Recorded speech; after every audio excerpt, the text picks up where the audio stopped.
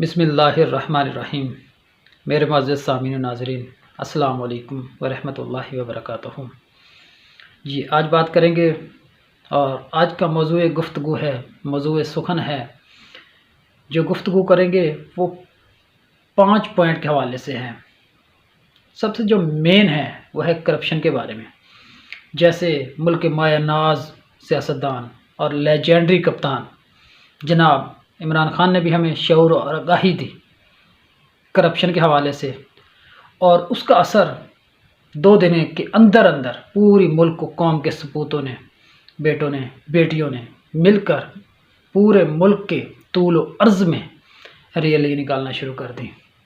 اور اسی کے اثر کی وجہ سے کہ عمران خان کا جو بھی لفظ ہوتا ہے، اتنا شعور اور آگاہی ہو چکی ہے کہ جو بھی لفظ ہوتا ہے وہ سیدھا ہمارے سینوں میں جا کے کھٹکتا ہے، اور ملک قوم کے بیٹے جو بڑی مدت سے سوئے ہوئے تھے وہ جاگ چکے ہیں، اور وہ سڑکوں پہ نکلنا شروع ہو گئے ہیں، اور انہوں نے اپنا حق کے لیے آواز بلند کرنا شروع کر دی ہے۔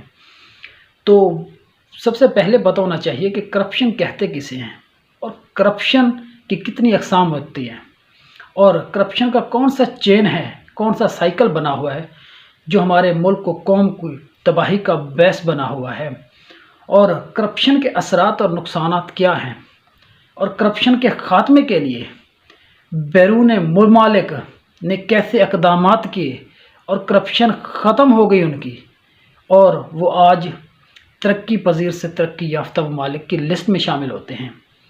وہ کون سے اقدامات ہیں، اور آج سے 1400 سال پہلے جو میرے آقا علیہ الصلوۃ والسلام امام الانبیاء جناب محمد مصطفیٰ احمد مجتبیٰ صلی اللہ علیہ وآلہ وسلم نے جو اسلامی طریقہ بتایا تھا، وہ کیسے کارگر ثابت ہوتا ہے۔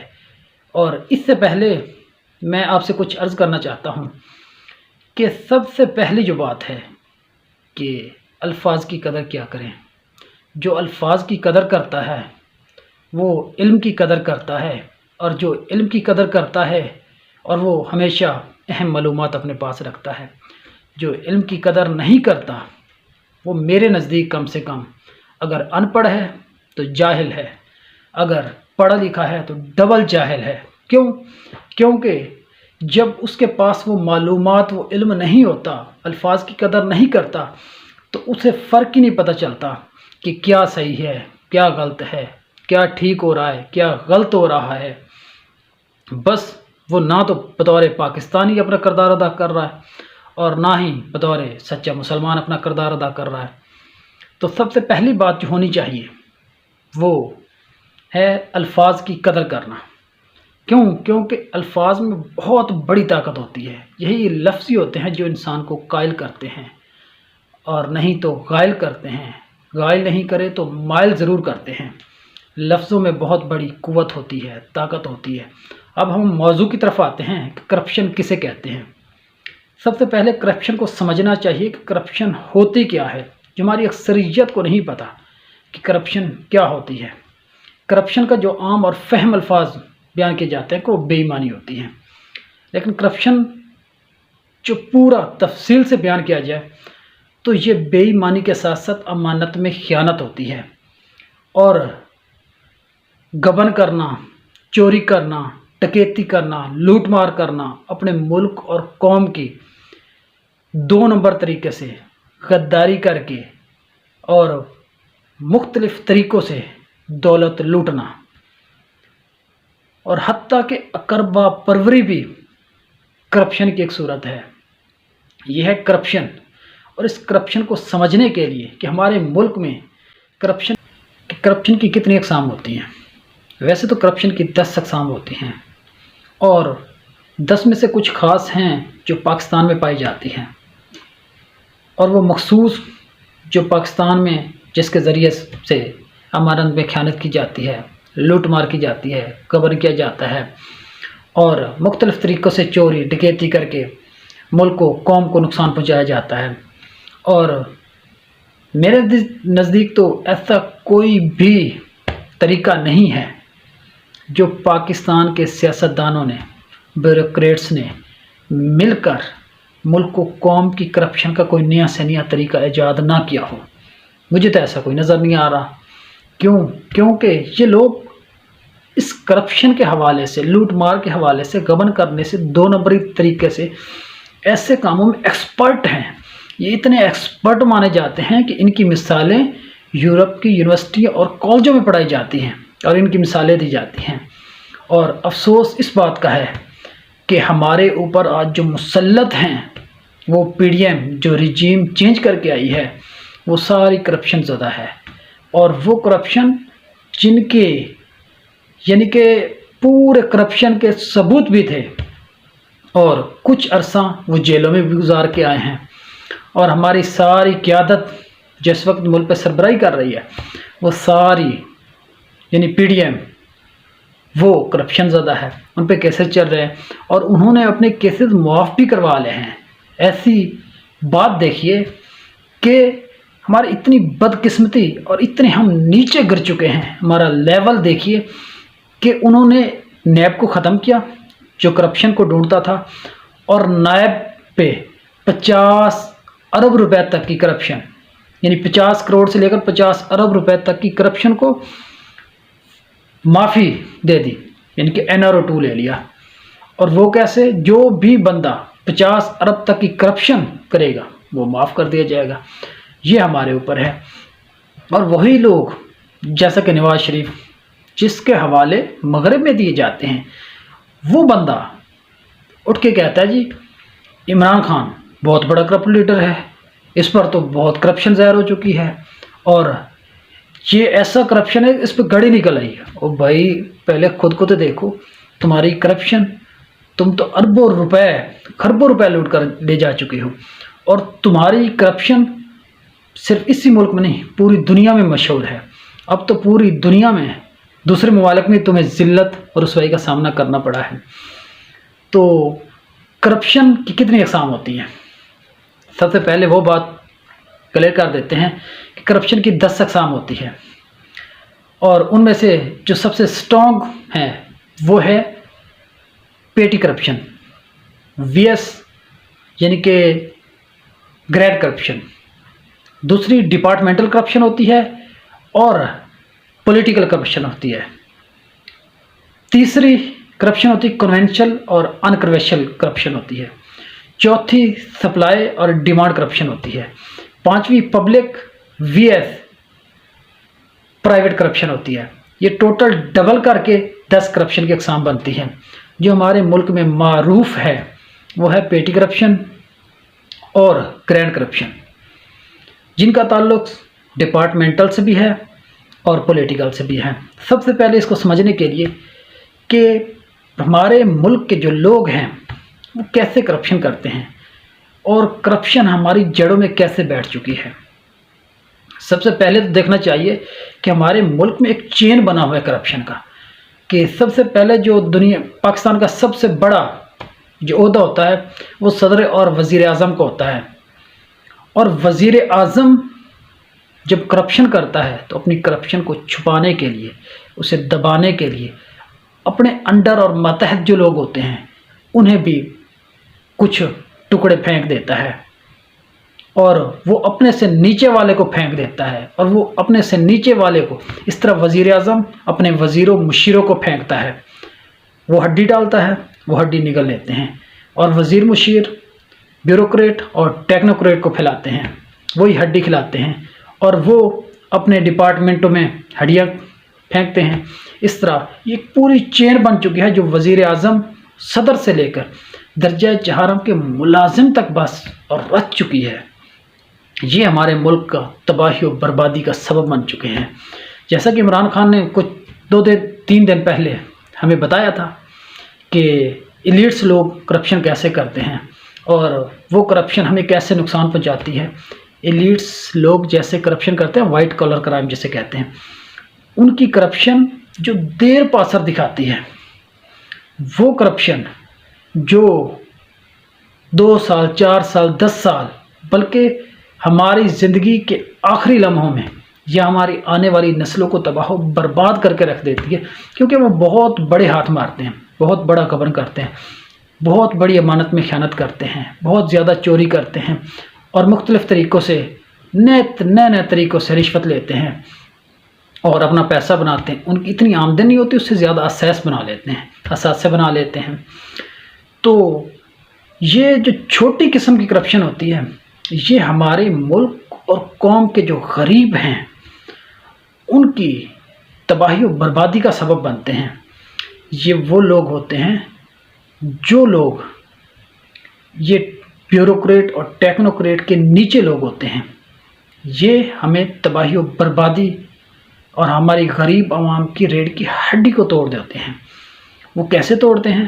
جی ہر محکمے، جس محکمے بھی چلے جاؤں، آپ کو صاف ظاہر نظر آئے گا کہ وہ رشوت لیتے ہیں، اور رشوت کے بغیر ایسا کوئی کام نہیں ہے جو ہمارے ملک میں ہوتا ہو۔ یہ ہماری تباہی و بربادی کا سبب بن چکے ہیں۔ جن کی آمدن بہت کم ہے، جن کے اخراجات زیادہ ہیں، وہ بہت بڑے بڑے محلوں میں رہ رہے ہیں، اور جو غریب بڑی محنت سے پیسہ کماتے ہیں انہی کی طرف لٹا دیتے ہیں۔ یہ ہے کرپشن، جو کنونشنل طریقے سے بھی ہے، پبلک بیس پہ بھی ہے، پرائیویٹ میں بھی ہے، اور سپلائی اور ڈیمانڈ کے سم میں بھی ہے۔ یہ چھوٹی کرپشن ہے جسے پیٹی کرپشن کہتے ہیں، اور یہ کرپشن ڈپارٹمنٹ کے چھوٹے لوگوں میں ہوتی ہے، اور جو بڑی کرپشن ہوتی ہے، گرینڈ کرپشن، وہ بڑے لوگوں میں ہوتے ہیں، جیسے صدر، وزیر اعظم، وزیر، ٹیکنوکریٹ، بیوروکریٹ۔ یہ ایسے لوگوں پر مشتمل ایسی کرپشن ہوتی ہے جس کا اثر بہت دیر پا ہوتا ہے، تو بہت ہی گہرا ہوتا ہے، جس کے بارے میں عمران خان نے ہمیں آگاہی دے دی۔ اب آتے ہیں کہ کرپشن کے نقصانات کیا ہوتے ہیں۔ سب سے پہلی بات، کرپشن کے بہت بڑے بڑے نقصانات ہوتے ہیں۔ ملک کی ساری دولت ایستا ایستا، جیسے کیڑا کھاتا ہے نا لکڑ کو، اسی طرح ملک کی دولت کو کھا کھا کر یہ بہر بھیج دیتے ہیں۔ ملک کے اندر جو کرنٹ اکاؤنٹ خسارہ ہو جاتا ہے، ملک کی آمدن رہتی نہیں ہے، ملک کے خزانے خالی ہو جاتے ہیں، ان کے خزانے بھر جاتے ہیں، یہ ہماری تباہی و بربادی کا سبب بنتے ہیں۔ اور یہی وہ دیمک ہے جو ہمیں چاٹ رہی ہیں، اور جو بھی ملک تباہی و بربادی کے دہانے پہ جاتا ہے وہ اس کرپشن کی وجہ سے جاتا ہے، کیونکہ یہ کرپشن یہ ہمارے ملک میں ریڑھ کی ہڈی کو توڑنا ہے۔ ملک و قوم کی جو ریڑھ کی ہڈی ہے اس کو توڑ کر پورے ستون کو ختم کر دینا ہوتا ہے۔ جب ریڑھ کی ہڈی نہیں رہے گی تو باقی کیا بچے گا؟ یہ اثرات ہوتے ہیں کرپشن کے، یعنی کہ غریب سے غریب آخر ایک دن تنگ آ کر یہی ملک بک جاتا ہے۔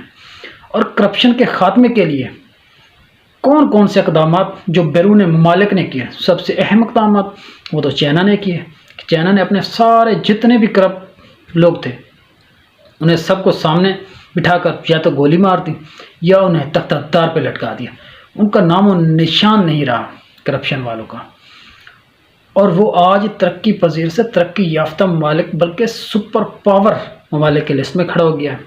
اس طرح دیکھ لیں کہ کرپشن کے حوالے سے دوسرے ملک کیسے اپنا سزا کا عمل تیز کرتے ہیں اور سزا کو واقعی یقینی بناتے ہیں، جس کی وجہ سے ان کے ملک آگے کی طرف جاتے ہیں، ترقی کی طرف جاتے ہیں۔ جیسے یورپ میں، انگلینڈ میں چھوٹی سی کرپشن ہوتی ہے، وہ باہر نکال دیے جاتے ہیں، اور ان کی جو پارلیمنٹ ہے ان سے استعفے لیے جاتے ہیں اسی کرپشن کی وجہ سے۔ اور جنوبی کوریا کی صدر کو اسی کرپشن پہ 15 سال سزا ہوئی ہے۔ ان کی جو قانون ہے وہ سب کے لیے برابر ہے، اسی وجہ سے وہ لوگ ترقی کرتے ہیں، ان کے ممالک ترقی کرتے ہیں، ان کے لوگ خوشحال رہتے ہیں۔ اور ہمارے جہاں کرپشن ہوتی ہے وہ پہلے ہی ترقی پذیر ہوتا ہے ملک، اور بعد میں تباہی و بربادی کا سبب بنتا ہے۔ ہم تو ویسے بھی نزدیک پہنچ چکے ہیں کہ ہم تو تباہی و بربادی کے نزدیک ہی کھڑے ہیں، ملک ڈیفالٹ کرنے کے نزدیک پہنچ چکا ہے۔ اور وہ کون سا اسلامی طریقہ ہے جس کی وجہ سے آقا علیہ الصلوۃ والسلام نے 1400 سال پہلے ہمیں بتا دیا تھا کہ کرپشن کا خاتمہ کیسے ممکن ہوتا ہے، اور اسی کے ذریعے ہمارے غیروں نے وہ طریقے اپنا کر اس کرپشن کو ختم کیا، اور آج وہ ترقی یافتہ ممالک میں شامل ہو گیا۔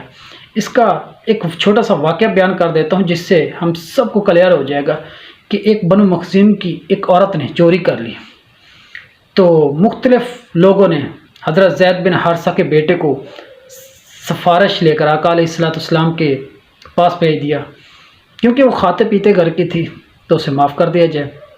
تو آقا علیہ الصلوۃ والسلام نے غصے میں آ کر فرمایا کہ اگر اس فاطمہ یعنی بنو مخزوم کی فاطمہ کی جگہ پہ میری بیٹی فاطمہ بھی ہوتی نا تو میں اسے بھی سزا دیتا جو سزا بنتی ہے۔ کیونکہ پہلی قومیں اس لیے تباہ ہوئے، برباد ہوئی کہ طاقتور اگر کوئی چوری کرتا، ڈکیتی کرتا، گبن کرتا، امانت میں خیانت کرتا، وہ بچ جاتا تھا، یا تو معاف کر دیا جاتا تھا یا اسے بچا لیا جاتا تھا، اور جب کوئی غریب کرتا، کمزور کرتا تو اسے سخت سے سخت سزا دی جاتی اور اسے تباہی کے دیانے پہ کھڑا کر دیا جاتا۔ یہ وہ حدیث کا مفہوم ہے کہ سب سے زیادہ رولز آف لا، قانون سب کے لیے برابر۔ جب قانون سب کے لیے برابر ہوتا ہے تو سزائیں وہ جو ہمارے اسلام نے بتا دی ہیں سخت سے سخت، تاکہ آئندہ ایسا کرنے کی کوئی جرت ہی نہ کرے۔ چوری کرنے کی سزا، ڈکیتی کرنے کی سزا، گبن کرنے کی سزا، رشوت لینے کی سزا، امانت میں خیانت کرنے کی سزا جو اسلام نے بتائی ہیں، ویسی سزائیں پختہ طریقے سخت طریقے سے سزائیں مقرر کی جائے تو ہمارا ملک اس دلدل سے نکل سکتا ہے جو دیمے کے اس ملک کو، قوم کو لگ چکی ہے، جو ہماری ریڑھ کی ہڈی کو کھا رہی ہے۔ اب تو ہم آخری مرحلے پہ پہنچ چکے ہیں، اگر اس وقت بھی ہم نے اپنی کرپشن کے لیے نہ اٹھے، نہ کھڑے ہوئے تو ہم تباہ و برباد ہو جائیں گے۔ اس لیے ہمیں چاہیے کہ کرپشن کے حوالے سے ہر ایک بطور پاکستانی، بطور مسلمان، ہر ایک کو چاہیے کہ آواز بلند کریں اور لوگوں میں آگاہی پیدا کریں۔ یہ صرف کسی ایک کا کام نہیں ہے، سارے لوگوں کا کام ہوتا ہے کہ اس کے بارے میں آگاہی پیدا کریں اور لوگوں کو اس کے بارے میں بتائیں یہ کتنی بڑی جو سزا ہے ہم پہ، اور یہ کتنا بڑا جرم ہے جس کی وجہ سے ہماری آنے والی نسلیں تباہ و برباد ہو جائیں گی، اور اس سے ہمارا ملک کہ وہ نقصان ہوگا جو ہماری سوچ میں بھی نہیں ہے۔ وآخر دعوانا ان الحمدللہ رب العالمین۔